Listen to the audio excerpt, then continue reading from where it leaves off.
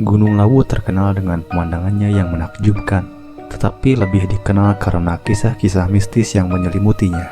Dari pasar hantu yang muncul di malam hari hingga pendaki yang hilang secara misterius, ada banyak cerita yang mengundang rasa penasaran.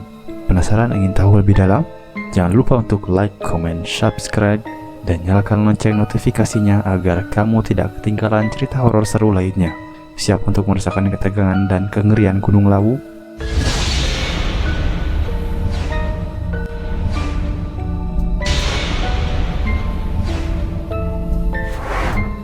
Keberanian dan rasa penasaran seringkali membawa seseorang pada takdir yang tak terduga. Inilah yang dirasakan oleh Adi, seorang pendaki muda yang baru pertama kali mendaki Gunung Lawu. Ia mendengar banyak cerita mistis tentang gunung itu, tentang pasar hantu yang katanya hanya muncul pada malam hari. Cerita itu menarik perhatiannya, dan tanpa banyak berpikir, Adi memutuskan untuk menguji kebenaran cerita-cerita itu. Adi tak mendaki sendirian. Ia bergabung dengan kelompok pendaki yang berisi 5 orang, termasuk dirinya. Mereka adalah Dimas, Rio, Rina, dan Lita. Meskipun semua terlihat bersemangat, ada ketegangan yang samar-samar terasa di antara mereka. Mereka tahu perjalanan ini tidak akan menjadi pendakian biasa. "Jangan takut, kita cuma ingin lihat pemandangan kan?" kata Rina dengan nada mencoba menghibur. Namun, suaranya sedikit gemetar dan semua orang bisa merasakannya. Dengan tenda dan perlengkapan pendakian yang lengkap, mereka mulai melangkah memasuki hutan lebat yang mengelilingi Gunung Lawu. Udara mulai terasa dingin seiring matahari mulai terbenam. Meskipun masih cukup terang, langit semakin gelap, memberi isyarat bahwa perjalanan mereka baru saja dimulai, dan mungkin ada sesuatu yang lebih besar menunggu di puncak. Rina berjalan di samping Adi, matanya menyapu hutan yang semakin gelap. "Aku pernah dengar cerita dari orang-orang yang pernah mendaki di sini," katanya. Katanya ada pasar yang muncul di malam hari, dan siapapun yang mampir ke sana tak pernah bisa keluar. Adi memandangnya dengan senyum dingin. Itu hanya cerita orang-orang. Meskipun hatinya sedikit tergerak, ia tidak bisa menyangka bahwa cerita-cerita itu memang menarik. Lagi pula, itu hanya pasar biasa kan? Namun, rasa khawatir yang dirasakan Adi semakin nyata seiring mereka melanjutkan perjalanan. Suasana hutan semakin sunyi, hanya terdengar suara langkah kaki mereka yang bergema di antara pepohonan. Bahkan, burung-burung yang biasanya berkicau tampak menghilang. Tak ada yang terdengar kecuali angin yang berbisik di balik dedaunan. Malam semakin larut, mereka berhenti sejenak untuk mendirikan tenda. Angin yang kencang membuat suasana semakin mencekam, dan suara-suara aneh yang datang dari kejauhan seakan mengikuti langkah mereka. "Ini hanya suara angin kan?" Rio bertanya pelan, namun matanya terus melirik ke sekeliling. "Aku gak suka dengan perasaan ini." Adi merasakan ada yang ganjil. Ketegangan mulai menggelayuti seluruh tubuhnya. Tak hanya karena suara-suara itu, tapi juga karena mereka sudah berjalan lebih jauh dari jalur yang biasa. Bahkan peta yang mereka bawa tampak berbeda dengan yang mereka lihat di puncak tadi. Jalan setapak yang semula lebar, kini semakin sempit dan berbelok-belok tanpa arah. Panas api unggun yang mereka nyalakan tak cukup untuk mengusir rasa takut yang mulai menggelayuti. Dimas, yang biasanya tenang, kali ini tampak gelisah. "Kita harus berhati-hati. Semua ini terasa tidak normal." Rina mendekat dan berbisik, "Adi, lihat itu." Ia menunjuk ke kejauhan, ke sebuah bangunan kecil yang tampak samar di bawah cahaya bulan. "Apa itu? Sejak kapan ada pasar di sini?" Semua orang menoleh, tak ada yang tahu jawabannya. Namun, rasa penasaran mengalahkan ketakutan mereka. Mereka memutuskan untuk melangkah mendekat. Saat mereka tiba di lokasi itu, pemandangan yang mereka temui benar-benar aneh. Sebuah pasar kecil dengan kios-kios kayu yang tampak usang berdiri di tengah hutan. Lampu temaram menggantung di beberapa tempat, memberikan cahaya redup yang menambah kesan suram. Tidak ada suara riuh atau keramaian, hanya kesunyian yang memeluk mereka. Di kios-kios itu, penjual dan pembeli mengenakan pakaian kuno, dengan wajah pucat dan mata kosong yang tak berbicara. Suasana pasar terasa mencekam, seolah mereka terperangkap dalam waktu yang lama. Semua makanan yang dijajakan tampak aneh. Daging yang tergantung busuk, sayuran yang layu, dan barang-barang lain yang tak bisa dikenali. "Tunggu, ini aneh," kata Rina. Suaranya bergetar. "Kita pasti sudah tersesat. Harusnya kita sudah sampai di pos camp. Mereka hendak berbalik, namun seorang pria tua dengan janggut panjang dan pakaian lusuh tiba-tiba muncul dari kegelapan, menyapa mereka dengan suara serak. Beli sesuatu, anak muda. Barang-barang di sini tak akan kalian temui di dunia nyata. Pria itu tersenyum, namun senyumnya tidak mengandung kehangatan. Itu adalah senyum yang penuh misteri dan ancaman.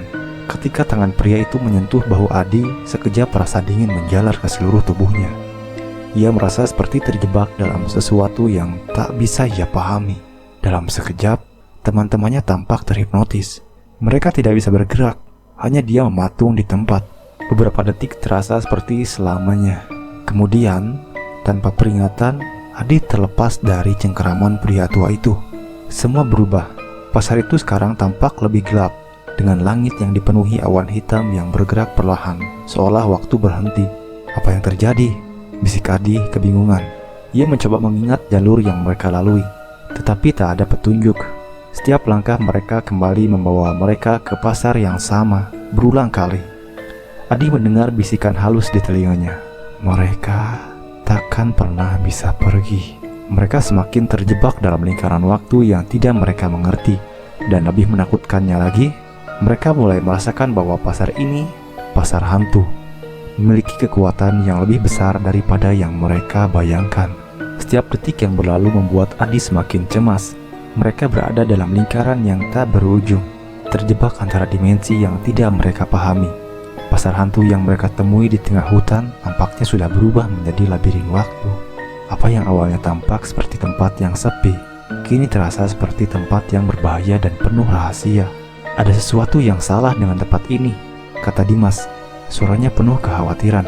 Kita seharusnya sudah bisa keluar, tapi semakin lama di sini semakin merasa seperti kita terperangkap. Mereka mencoba berjalan kembali ke arah yang sama, sekali berbeda, berharap untuk menemukan jalan keluar.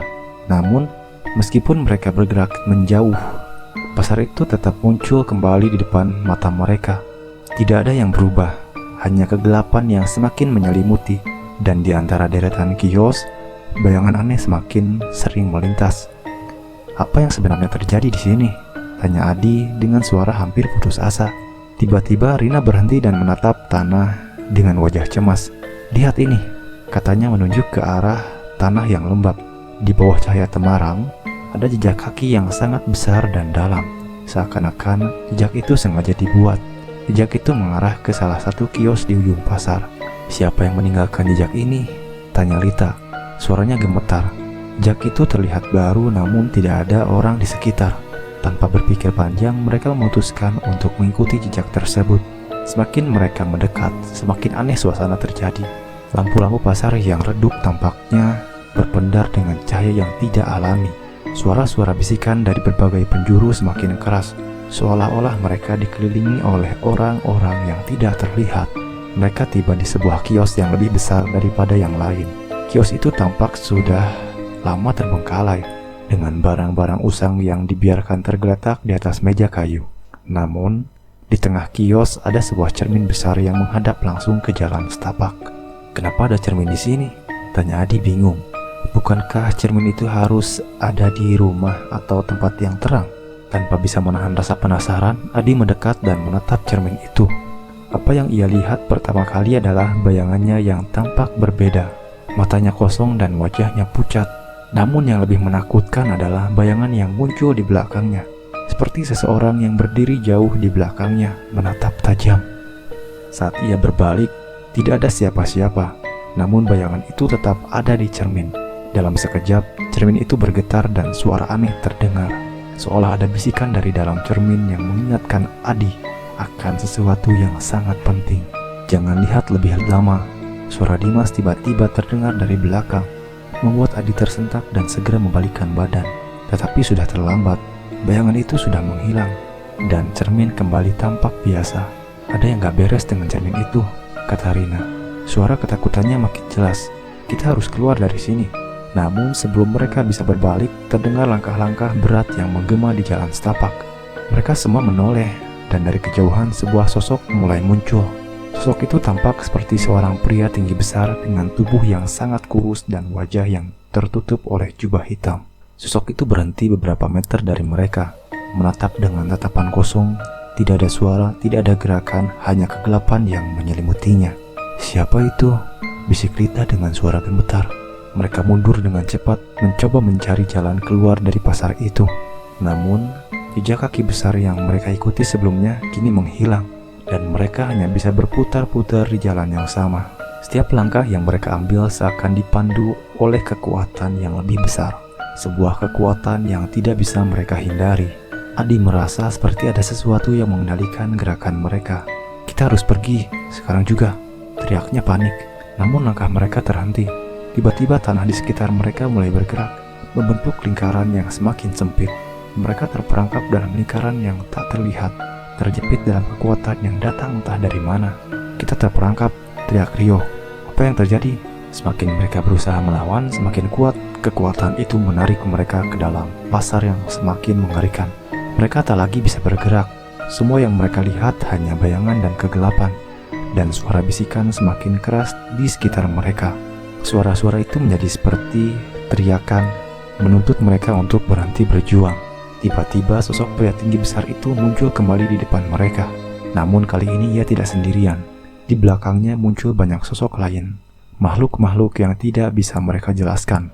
Dengan wajah pucat dan tubuh yang tampak hancur, mereka mengenakan pakaian kuno, berwarna kelabu, dan mata mereka yang kosong menatap dengan tajam. "Siapa kalian?" Adi berteriak, suaranya serak. Sosok itu hanya tersenyum, senyum yang begitu lebar, dan matanya yang kosong semakin membuat mereka takut. "Kalian telah memasuki pasar yang salah. Sekarang, kalian menjadi bagian dari kami." Dengan segenap kekuatan yang tersisa, Adi berteriak, mencoba untuk mengingatkan dirinya bahwa mereka masih memiliki pilihan. "Tidak, kami akan keluar dari sini," teriaknya. Dimas yang biasanya pendiam kini terlihat bertekad. "Kita tidak akan menyerah begitu saja. Ayo kita lawan." Tanpa banyak berpikir, mereka berlari ke arah pintu keluar pasar yang tampaknya tak pernah ada. Dengan kekuatan dan keberanian yang mereka punya, mereka mencoba mencari jalan keluar. Tetapi, semakin mereka berlari semakin gelap dan semakin deras suara langkah kaki itu mengikuti mereka.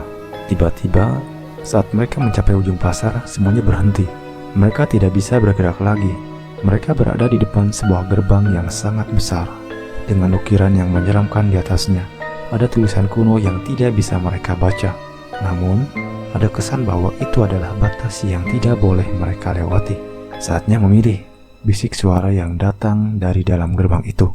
"Kalian dapat kembali atau selamanya terjebak di sini."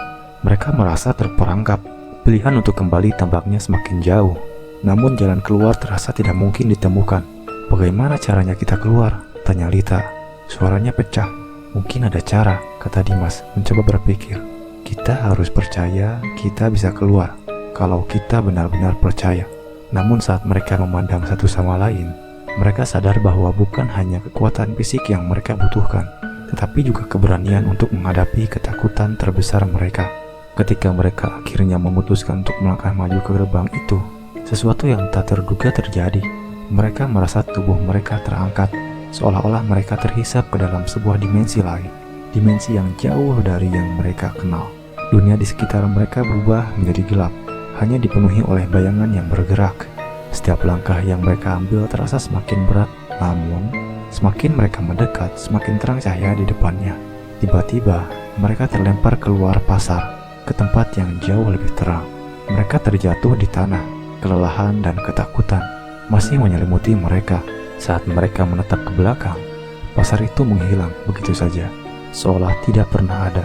Tidak ada jejak, tidak ada tanda-tanda mereka pernah ada di sana. "Tapi, kita masih hidup," kata Rina.